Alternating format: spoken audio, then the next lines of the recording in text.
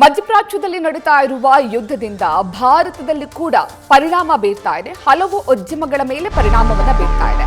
ಇದೀಗ ಯುದ್ಧದಿಂದಾಗಿ ಬಟ್ಟೆ ಉದ್ಯಮದ ಮೇಲೂ ಕೂಡ ಎಫೆಕ್ಟ್ ಆಗ್ತಾ ಇದೆ. ಚಿಕ್ಕಪೇಟೆಯ ಜವಳಿ ಉದ್ಯಮಕ್ಕೂ ಕೂಡ ಯುದ್ಧದ ಬಿಸಿ ತಟ್ಟಿದೆ. ಚಿಕ್ಕಪೇಟೆಯಿಂದ ಬೇರೆ ಬೇರೆ ದೇಶಗಳಿಗೆ ಜವಳಿ ರಫ್ತಾಗ್ತಾ ಇತ್ತು.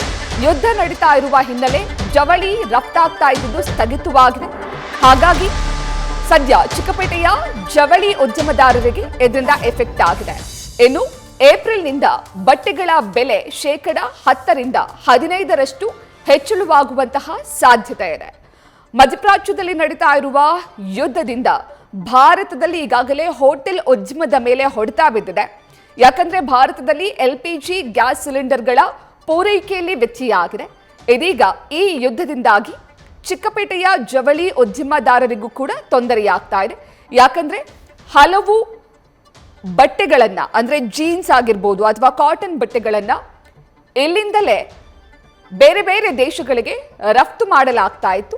ಯುದ್ಧ ಇರುವಂತಹ ಹಿನ್ನೆಲೆಯಲ್ಲಿ, ಯುದ್ಧ ನಡೀತಾ ಇರುವಂತಹ ಹಿನ್ನೆಲೆಯಲ್ಲಿ ಭಾರತದಿಂದ ರಫ್ತಾಗೋದು ಸಾಧ್ಯವಿಲ್ಲದೆ ಇರೋದ್ರಿಂದ ಸದ್ಯ ಚಿಕ್ಕಪೇಟೆಯ ಜವಳಿ ಉದ್ಯಮದಾರರಿಗೆ ಇದರಿಂದ ತೊಂದರೆಯಾಗಿದೆ.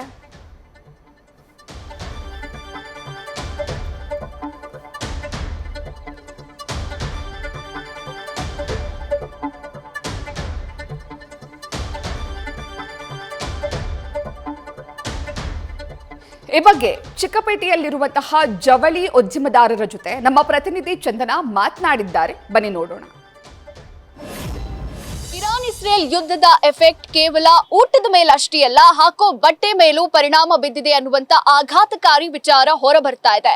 ಈಗ ಯುಗಾದಿ ಹಬ್ಬ ಇದೆ, ರಂಜಾನ್ ಇದೆ. ಈ ಹೊತ್ತಲ್ಲೇ ರೆಡಿಮೇಡ್ ಬಟ್ಟೆಗಳ ದರ ಕೂಡ ಏರಿಕೆ ಆಗೋ ಸಾಧ್ಯತೆ ಕಾಣಿಸ್ತಾ ಇದೆ. ಯಾಕಂದ್ರೆ ಭಾರತದಿಂದ ಸಾಕಷ್ಟು ಬಟ್ಟೆಗಳು, ಅದರಲ್ಲೂ ಕೂಡ ಡೆನಿಮ್ ಹಾಗೂ ಕಾಟನ್ ಬಟ್ಟೆಗಳು ಈ ದುಬೈ, ಕತಾರ್ ಈ ಭಾಗಗಳಿಗೆ ರಫ್ತಾಗ್ತಾ ಇತ್ತು. ಆದ್ರೆ ಯುದ್ಧದ ಪರಿಣಾಮ ಇದೆಲ್ಲವೂ ಕೂಡ ಸ್ಥಗಿತ ಆಗಿದೆ. ಈ ಹೊತ್ತಲ್ಲೇ ಅಂದ್ರೆ ಹಬ್ಬ ಇರೋ ಹೊತ್ತಲ್ಲೇ ಇದರ ಪರಿಣಾಮದಿಂದ ರೆಡಿಮೇಡ್ ಬಟ್ಟೆಗಳ ದರ ಕೂಡ ಏರಿಕೆ ಆಗತ್ತೆ ಅಂತ ಹೇಳಲಾಗ್ತಾ ಇದೆ. ಈ ಬಗ್ಗೆ ಮಾತನಾಡೋದಕ್ಕೆ ನಮ್ಮ ಜೊತೆ ಬಟ್ಟೆ ವ್ಯಾಪಾರಸ್ಥರಾದಂತ ಕಮಲ್ ಅವರು ಇದ್ದಾರೆ. ಸರ್, ಈಗ ಯುದ್ಧ ನಡೀತಾ ಇದೆ, ಇದರ ಎಫೆಕ್ಟ್ ಕೇವಲ ಹೋಟೆಲ್ PGಗಳ ಮೇಲೆ ಮಾತ್ರ ಅಲ್ಲ, ಹಾಕೋ ಬಟ್ಟೆ ಮೇಲೂ ಪರಿಣಾಮ ಬೀರ್ತಾ ಇರುವಂತದ್ದು. ಅಂದ್ರೆ ಶೀಘ್ರದಲ್ಲೇ ರೆಡಿಮೇಡ್ ಬಟ್ಟೆ ದರ ಕೂಡ ಏರಿಕೆ ಆಗತ್ತೆ ಅಂತ ಹೇಳ್ತಿದ್ದಾರೆ. ಯಾವ ಕಾರಣಕ್ಕೆ? ಫಸ್ಟು ಇದು ರೇಟು ಜಾಸ್ತಿ ಆಗುತ್ತೆ. ಈ ಯುದ್ಧ ನಡೀತಾ ರೀಸನ್ಗೆ ಬಟ್ಟೆ ರೇಟು ಜಾಸ್ತಿ ಆಗುತ್ತೆ. ಆಮೇಲೆ ಪಬ್ಲಿಕ್ ಅವ್ರು ನಮ್ಮ ಕಸ್ಟಮರ್ಸ್ ಎಲ್ಲ ಬರ್ತಾರೆ, ಅವ್ರಿಗೆ ಆಲ್ರೆಡಿ ನಾವು ಕೊಡೋ ರೇಟಲ್ಲೂ ಅವ್ರಿಗೆ ಸಹ ಹಂಗಾಗ್ತಾ ಇದು ಅವ್ರು ಆಕ್ಸೆಪ್ಟ್ ಮಾಡ್ತಾ ಇಲ್ಲ. ಬಟ್ ಇವಾಗ ರೇಟ್ ಜಾಸ್ತಿ ಮಾಡಿದ್ರೆ ಇನ್ನೂ ನಮ್ಗೆ ತುಂಬ ಲಾಸ್ ಆಗುತ್ತೆ ಇದರಿಂದ. ಸೊ ಈ ಯುದ್ಧದಿಂದ ನೋಡಿದ್ರೆ ಬಟ್ಟೆ ಅಂಗಡಿ ಅವ್ರಿಗೆ ಎಲ್ಲರಿಗೂ ಲಾಸ್ ಆಗೇ ಆಗುತ್ತೆ. ಆಲ್ರೆಡಿ ಸಿಲಿಂಡರ್ ಮೇಲೆ we are seeing that. So I think so ತುಂಬ ಎಫೆಕ್ಟ್ ಆಗುತ್ತೆ ಫಾರ್ ದ ಇಂಡಿಯನ್ಸ್. ಸರ್, ಇವಾಗ ಅಂದ್ರೆ ಈ ಹಬ್ಬ ಬೇರೆ ಇದೆ, ರಂಜಾನ್ ಬರ್ತಾ ಇದೆ, ಯುಗಾದಿ ಹಬ್ಬ ಇದೆ. ಈ ಹೊತ್ತಲ್ಲಿ ಈ ದರ ಏರಿಕೆ ಆಗ್ಬಿಟ್ರೆ ಗ್ರಾಹಕರು ಒಂದ್ ರೀತಿ ಅಸಮಾಧಾನಗೊಳ್ತಾರೆ ಅಂತ ಅನ್ಸಲ್ವಾ? ಗ್ರಾಹಕಕ್ಕೆ ತೊಂದರೆ ಆಗತ್ತೆ, ಬಿಕಾಸ್ ಅವರು ಡೈಲಿ ಪರ್ಚೇಸ್ ಮಾಡ್ತಾರೆ ಬಟ್ಟೆ. ಅದಕ್ಕೆ ನಮ್ಮ ಡೈಲಿ ಲೈಫ್, ನಮ್ಮ ಡೈಲಿ ರೂಟೀನ್ ಅದರಲ್ಲೂ ತೊಂದರೆ ಆಗುತ್ತೆ. ಸೊ ನನ್ನ ಪ್ರಕಾರ ಇಟ್ ವಿಲ್ ಬಿ ತುಂಬ ಎಫೆಕ್ಟ್ ಜಾಸ್ತಿ ಆಗತ್ತೆ.